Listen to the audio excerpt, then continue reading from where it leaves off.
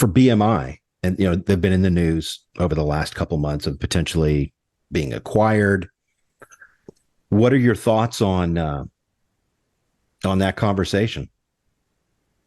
My own personal thoughts. Yeah, or professionally and personally. I mean, Well, it's an interesting,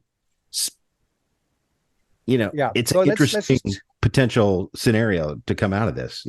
yeah, let's just take a step back and Yeah. sort of explain what actually happened, right? So in most people's minds, ASCAP and BMI are non-for-profit companies that run their businesses on a what's called an expense ratio. So they collect money and they take a certain percentage to run the business, right? To Yeah. keep the lights on, to pay their employees, to pay the rent, and all Sure. that stuff.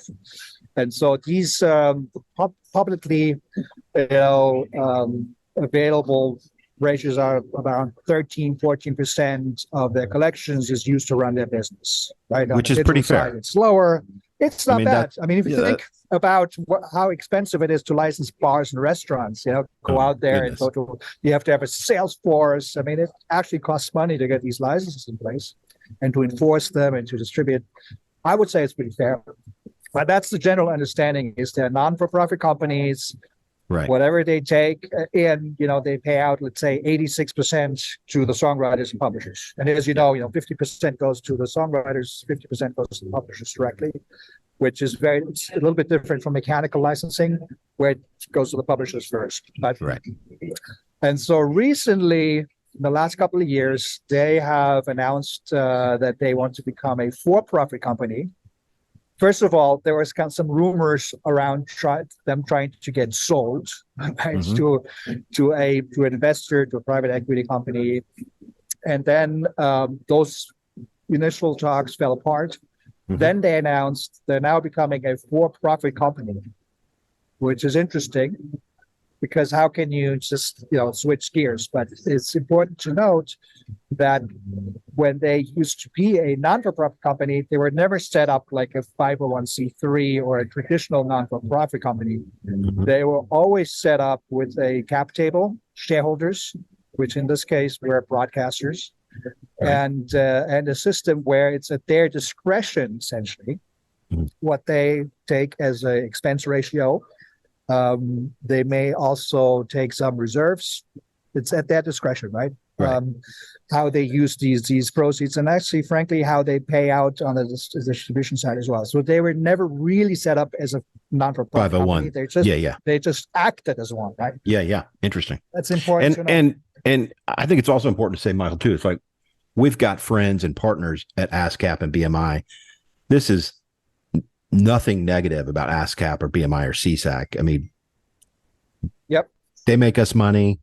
We love what they're doing, but there's an interesting macro thing that's happening that I think deserves some attention that maybe kind of gets glossed over with some of the bells and whistles and noise. And so now they decided, okay, without a for-profit company, they even announced a profit. I think it was like 150 million on like 1.5 billion in collections, so like a 10% profit margin. Nobody knows where that profit margin comes from because they still have to pay rent, and that's about the same amount of money that is kind of the expense overhead for like a year. So I'd be curious to actually see if any songwriters that are BMI affiliated have seen any differences. I think I've seen indications that they haven't, that the payouts are still going out the way they used to. So it's still TBD where that profit actually came from, but that's a different topic, right? But they're now set up as a for-profit company, meaning they can now make investments. They can expand internationally, for example. They can still under the consent decree, though. Under the consent decree, they're still under the consent decree, so they can't get higher rates, right? That's also very important to know. So whoever buys them should understand that there's still this like cap we talked about in terms of rates. So the consent decree is not going away. I don't think it's going to go away anytime soon.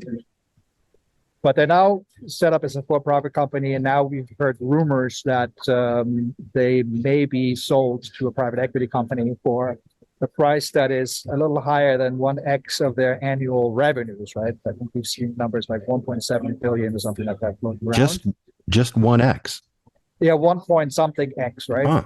But think about this though. I mean, their revenues are really only their expense ratio, because the rest goes back to the songwriters and publishers. Right.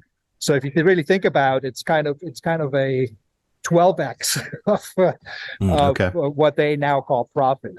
Yeah. Well, when you look at collections, it'd be like 1.2x their annual collections, basically.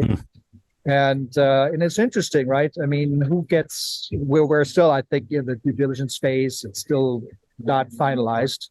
So I think they